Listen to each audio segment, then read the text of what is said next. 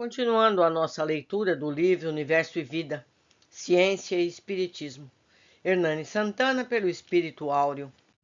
Novamente temos um capítulo muito longo que eu vou dividir em 4 partes. O caminho percorrido, primeira parte.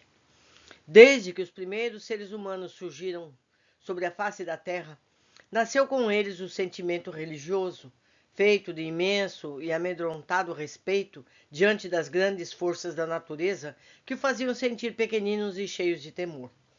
Já no primitivo clã totêmico, ensaiavam-se os primeiros rituais de homenagem em face do mistério da morte. Surgem os primeiros tabus que tendem a conjurar os desafios da vida.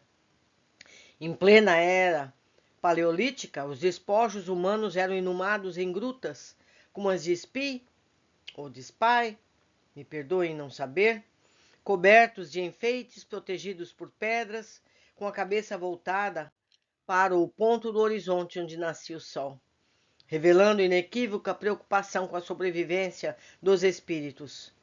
Homens pré-históricos deitavam seus mortos na posição dos fetos para simbolizar-lhes o renascimento para uma vida mais alta, enquanto outros amarravam fortemente os membros dos cadáveres na tentativa de impedirem os defuntos de se erguerem dos seus túmulos para atormentar os vivos.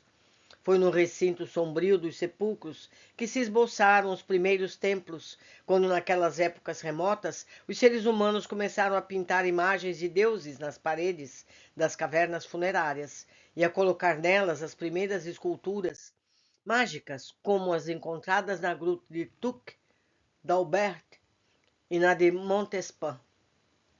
Vendo nas convulsões naturais e na força selvagem dos animais indomados a ação de divindades enfurecidas e poderosas, e crendo-as com as mesmas necessidades e paixões humanas, os homens primitivos interessados em conciliá-las, em obter-lhes a proteção, procuraram meios e modos de agradá-las, com oferendas e manifestações de apreço e reverência, dando origem às concepções e às práticas do politeísmo. Cultua então na terra o sol, as águas, o fogo, o vento, a morte, o trovão, a lua, pondo-se em proteção de alguma divindade mais próxima, poderosa e amiga, elegem na sua padroeira, consagrando-lhe o seu clã, depois de sua cidade e finalmente o seu país. Para servir continuadamente as divindades e lhes interpretar os desejos, constituem sacerdotes, logo erigidos a uma condição superior, quase sobre-humana, de intermediários entre os deuses e os homens. Os sacerdotes organizam-se em classes e hierarquias, assumem o comando da política, da guerra, do comércio, dos cultos, criam a mitologia, a magia e os tabus.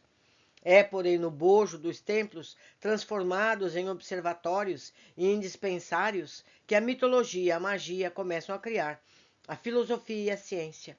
Os astros, considerados a morada de potentes divindades superiores, cujos relacionamentos, harmônicos ou desarmônicos, afetam favorável ou desfavoravelmente a vida terrena dos homens, passaram a ter importância fundamental para os antigos mesopotâmios e criaram a astrologia, futura mãe da astronomia, futura avó da astronáutica. 1000 anos antes que o Espírito do Cristo abençoasse com a sua presença as paisagens do mundo, já os mesopotâmios dividiam o círculo em 360 graus, o ano em 12 meses, semanas em 7 dias e o dia em 24 horas. Usavam a escrita cuneiforme na contabilidade dos seus templos e compunham livros de medicina, geografia, direito e comércio em tabuletas de argila.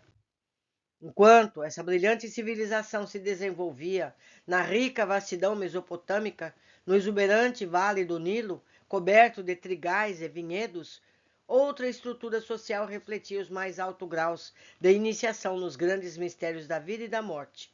Perto de Mênfis, o grande colégio sacerdotal de Heliópolis criava toda a cosmologia simbólica, recobrindo com os véus da alegoria transcendentes noções de metafísica, ensinava ao povo de Atum o espírito emergido das águas, de Num, criou o chá, o ar, Tarfé, o vácuo, de cuja união surgiram Ged, a terra, Nut, o céu, que depois, unindo-se a Nut, Atum, deu nascimento a Ra, o sol, cujo poder foi contestado pela serpente Apófis e pela maga Ísis, apoiados por outros deuses menores, que para vencê-los, Ra enviou ao mundo a deusa Thor. Mas esta se houve com tanta crueldade que Ra, desgostoso, desligou-se dos deuses e dos homens e retirou-se para o céu, que mais tarde Osíris, assessorado pelos deuses Anubis, o chacal, o lobo, conquistou a terra, foi assassinado por Tifon, seu irmão, mas ressuscitou gloriosamente, que então Oro, seu filho e sucessor, encarnando-se no faraó, divinizou. Vale lembrar, meus amigos, que tudo isso é criação humana. Ele está apenas narrando como é que foi a evolução do ser humano frente aos deuses criados pelos próprios humanos. Continuando. O faraó é Deus, diz Ageter em seu pequeno e excelente livro As Grandes Religiões, e acentua, torna-se Deus não simbolicamente, mas substancialmente, assim que os ritos da coroação o transformam em ouro, e a partir da sexta dinastia, provisoriamente, sob a reserva que se prestará contas de seus atos a Osíris antes de penetrar no paraíso. Ele é, por isso, o pontífice por excelência, o único sacerdote habilitado a oficiar no templo, sendo os demais apenas substitutos seus, delegados, nominativos dos templos, a que ele não pode comparecer. Como tal, todas as manhãs quebra o lacre de argila do santuário, desperta as estátuas dos deuses, purificando-a, banha-as em perfumes e corantes, reanima-as, soprando-lhe a boca ele próprio, recebe esse beijo, o influxo da vida que desce do céu. Na mesma hora, em todo o Egito, os delegados do faraó repetem os mesmos gestos, as mesmas palavras perante seus deuses particulares. Depois de morto, também ele terá o seu templo e o seu culto. Essa ideia de sobrevivência ligada aos ritos precisos desenvolveu-se curiosamente, como demonstrou Moré, com a evolução política que acarretou a transformação da monarquia absoluta em socialismo de Estado. Desde o início, somente o rei defunto passava pelo rito de mumificação e, como representante do Egito inteiro, entrava no paraíso. Essa deificação solitária bastava efetivamente para espalhar pelo país inteiro os benefícios divinos. Tais ritos estenderam-se depois à família real, aos padres, por fim ao povo, à medida que as diferentes castas adquiriam uma importância social maior. O escriba ou o obreiro egípcio, entrando no quadro do socialismo de Estado, penetrou ao mesmo tempo no céu, imerso em seu corpo de natrão, ele se tornará Deus como Ra. Chegados o século XIII, antes do advento do Senhor Jesus, o excelso mestre ordena, no infinito, a descida à terra de um dos maiores espíritos que o mundo antigo conheceu, Moisés, o legislador. Sua história humana é assaz conhecida, não nos teremos nela, embora mereçam nossa melhor homenagem seus mais terrenos, Amrã, Jocarebe, o sacerdote Jetro, Ameigas e Porá, o justo Arão. Nada diremos agora sobre os também conhecidíssimos episódios históricos que se desenrolaram no Egito, envolvendo o povo hebreu, nem sobre a extraordinária riqueza da história dessa gente. Importa-nos aqui algo que é tudo ou mais se sobrepõe, que é tudo mais sobreleva. A magnânima dispersão divina que foi a outorga no mundo da primeira grande revelação. O decágono de Moisés recebeu no Sinai foi a primeira mensagem mediúnica diretamente transmitida, sem intermediários, aos homens terrenos, por espíritos angélicos em nome e por ordem do Cristo.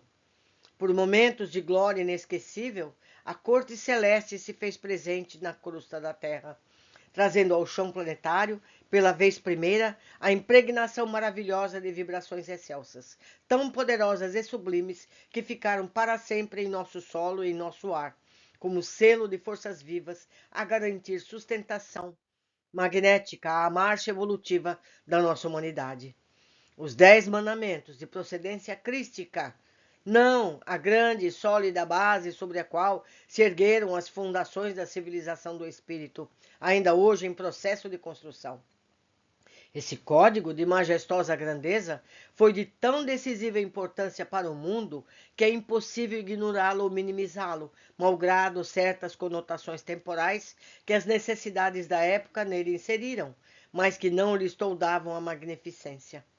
Nesse mesmo, os preconceitos, os saduceus ou as manipulações farisaicas conseguiram obscurecê-lo. Ele foi a sagrada carta de justiça, do mesmo modo que o Evangelho de Jesus viria a ser a soberana mensagem do amor divino. Longe dali, nos pagos da velha Índia, haviam surgido 15 séculos antes da era cristã os textos védicos, de transcendente beleza e mística inspiração, seguido depois pelos Araniakes, os Brahmas, mais tarde os Upanishads. Infelizmente, toda aquela esplêndida doçura degenerou no orgulhoso brahmanismo, que dividiu a sociedade em castas, concedeu abusivos privilégios à casta sacerdotal. Condoído diante de tão predatória indigência moral, o Cristo, na sua magnanimidade, fez nascer no mundo a casa principesca dos Sakyas, o grande Siddhartha, que, assumindo a condição de Buda, buscou reacender nas plagas do Oriente as luzes eternas da piedade e da justiça. Reagindo com violência à pregação budista, os brahmanes não descansaram enquanto não conseguiram solapar seriamente o budismo do século XVII, ou melhor, do século VII, finalmente expulsá-lo da Índia no século XII. Para consegui-lo, tiveram, porém, de reformar a própria doutrina bramânica, tornando-se menos áspera, menos injusta, até que ela se transformasse naquilo que ficou conhecido como hinduísmo. O divino administrador da terra não havia esquecido, em tudo isso, as numerosas coletividades que viviam nas vastidões da China, no Extremo Oriente. Também por lá os mensageiros celestes animavam cultos vigorosos de suave e carinhoso respeito aos mortos, mantendo vívidas as ideias da sobrevivência e da reencarnação. 604 anos antes da nossa era, o excelso Lao Tse nascia na corte de Seu. Sua nobre pregação, feita de ascetismo, de esperança, dirigia-se sempre ao ideal da harmonia perfeita, filha do amor universal e da verdade simples. Pouco mais tarde, o generoso Confúcio, nascido no ano 551 a.C., reforçava o espírito do seu povo o apreço pela pureza dos costumes, respeito aos antepassados, num mundo que devia ser regido pelas leis morais. Ao mesmo tempo, Zaratustra ensinava na Pérsia a unidade divina, a fraternidade humana, a resistência ao mal, a vitória final do bem. Retratou a luta pela evolução no trabalho criador de Ormuzd, na sombria oposição arimã. Falou dos poderes trevosos da Azidaka, mas informou que Keresapsa o venceria a Chausantz, renovaria todas as coisas. Mais uma vez me perdoem pela forma como leio equivocadamente. Como sempre aconteceu, depressa o povo esqueceu as elevadas lições de Zaratustra, mas um dia o Cristo, sempre dadivoso em seu amor inesgotável, enviaria Manés à Babilônia por volta do ano 215. Seus cruéis adversários o esfolaram vivo, mas o exemplo da sua fé encontraria eco no coração ocidental dos albigenses. Entretanto, nesses 3.000 anos antes da nossa era, floresceram na Egéia outras civilizações. Os cipladenses trabalhavam o cobre, o bronze e o ouro, desenvolviam a agricultura e a pesca. Os cretenses, influenciados pelos mesopotâmios, pelos egípcios, usavam moedas, produziam cerâmicas e textéis. Cultivavam o trigo, a oliveira, a vinha. Os aqueus fundavam a civilização micênica, que deram origem aos jônios, aos eólios. Os dórios dominavam a arte de usar o ferro, fizeram surgir as cidades-estados de importância tão fundamental na história grega. No Mediterrâneo Oriental, os fenícios estabeleceram prósperos centros de comércio, inventaram o alfabeto. Nas colônias jônias da Ásia Menor, nasce, entre o século X e VII a.C., a literatura grega. ciclos de cantos e sagas continuamente enriquecidos pelos aedos, dos quais a posteridade guardou como preciosas relíquias a Ilíada, a Odisseia de Homero, os clássicos de Hesíodo, os trabalhos e os dias, os Teogônia, incalculável valor. Cidades importantes aparecem: Siracusa, Bizâncio, Basília, Cirene. A realeza perde a vitaliciedade, torna-se anual, acessível a todos os nobres. Os aristói, que chefiam os gênios, os dominam os polis, forjaram a plutocracia e a oligarquia, instituem os Jogos Olímpicos, legalizam-se a tirania. O pensamento, porém, evolui. Em Mileto, Tales, Anaximandro e Anaximedes, libertando-se da mitologia, buscaram uma natureza, um physis para todas as coisas. Um Éfeso, Heráclito, obscuro, fala em um universo feito de transformações, defende o grande equilíbrio pela harmonia dos contrários. Em Eleia, Xenófanes, Parâmenes, Zanão, Melisso, Empédocles, Anaxágoras estabelecem bases racionais da ontologia e para a lógica e a diferença entre opinião, doxa, e a certeza, episteme. Protágoras, Pródico, Górgias, os sofistas denunciam o caráter convencional das instituições sociais, desenvolvem a retórica, formulam os fundamentos do empirismo, do ceticismo, do subjetivismo, do relativismo, pragmatismo, hedonismo. Demócrito apresenta o postulado da estrutura atômica na matéria. Eusipo constrói o postulado da causalidade natural dos fenômenos naturais. Em 469 a.C., a 399 a.C., o vulto exponencial de Sócrates domina a cena humana. Ele afirma que o conhecimento é possível e que o seu objetivo supremo é a própria alma. Conhece-te a ti mesmo, repetia, partindo da douta ignorância, que sabe nada saber, usava sempre o diálogo para fazer com que os seus interlocutores chegassem, por si mesmo, a todas as conclusões. Valia-se da ironia para demolir preconceitos e falsas ideias.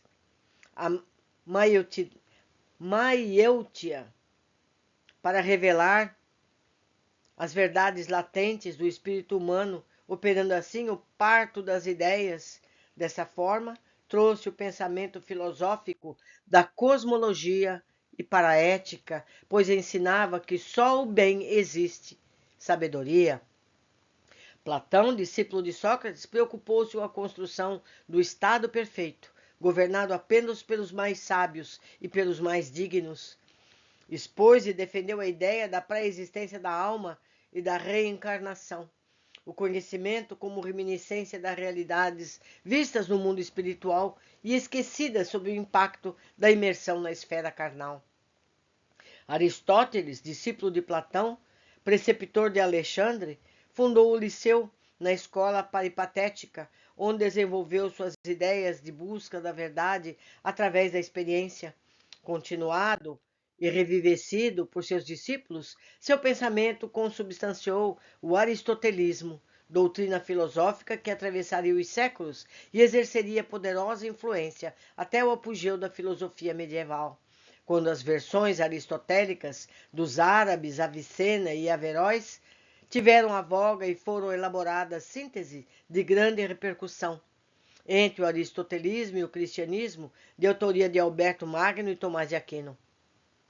Vieram depois os chamados pós-platônicos, Diógenes de Antígenes, justamente apelidados de cínicos, arístico e ciernásticos, os estoicos, Sêneca e Zenão, os epicuristas, os céticos, Filon, Plotino e neoplatônicos. Esse Filon foi contemporâneo de Jesus.